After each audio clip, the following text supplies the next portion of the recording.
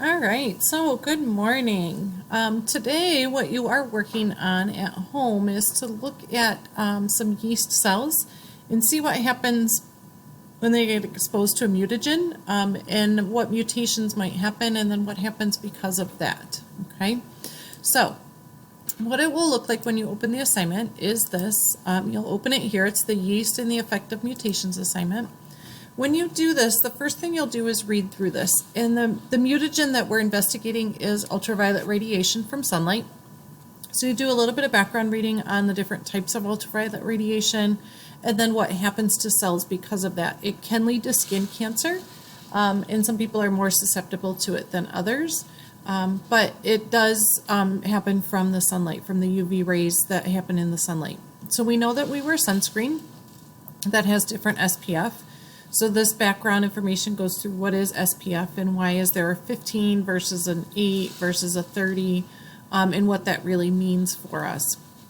All right, so our model organism will be yeast, and what we're going to do is expose it to different UV radiation, and then that UV radiation, you're going to see what happens to the growth.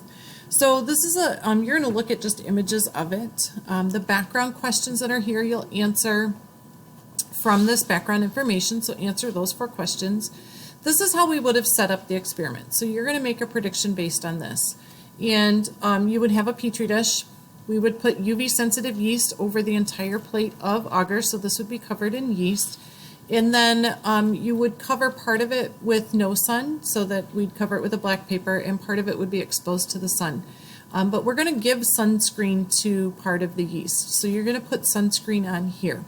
So when you make your hypothesis for the sections, you're going to predict if you think that the yeast will grow or not grow when it's in the dark without sun, and then also when it has sunscreen versus when it doesn't have sunscreen.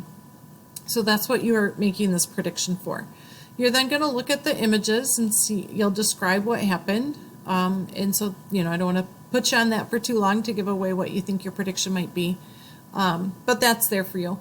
And then you'll look at the data and think about how effective our sunglasses and sunscreen are protecting cells against sun damage. So if the yeast was able to grow, that means it was protected from some damage. If there is no growth, then the yeast was not able to grow, which means that they were damaged from the sun. Because what happens is if the yeast cells get damaged from the UV rays, then they can't grow because the DNA gets damaged so much from that UV that it doesn't give the information. It's not able to do that mitosis and pass on the information for the cells to grow. So as you look at your evidence, that's what you're thinking about in terms of the effectiveness that was there. The last part has you looking at cancer growth, so cells that have mutations in them that then lead to cancer. And so the mutations happen in the parts of the regulation that control whether the cell is able to control its growth or not. And if it can't control the growth, then it does lead to cancer. And so what you're seeing is cancer cell growth versus non-normal cells. And this is the amount of cells. This is cell count. This is also cell count. And then this is looking at over time, okay, and what's happening with when cells are growing and when they reach that plateau. And then down here is looking at, again, cell division. So cell division being mitosis, and starting with normal cell division versus cancer. And normally what happens is if a cell gets damaged, it's killed. That's what's called apoptosis.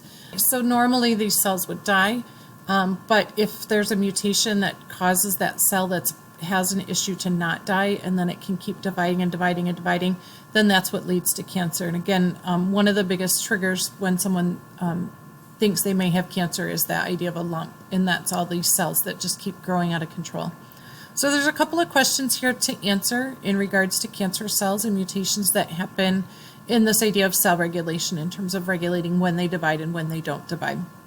So if you have questions, don't forget that you can log on during the open office hours in the afternoon between 2:15 and 3. The link is at the top of Classroom, and I hope you have a great day.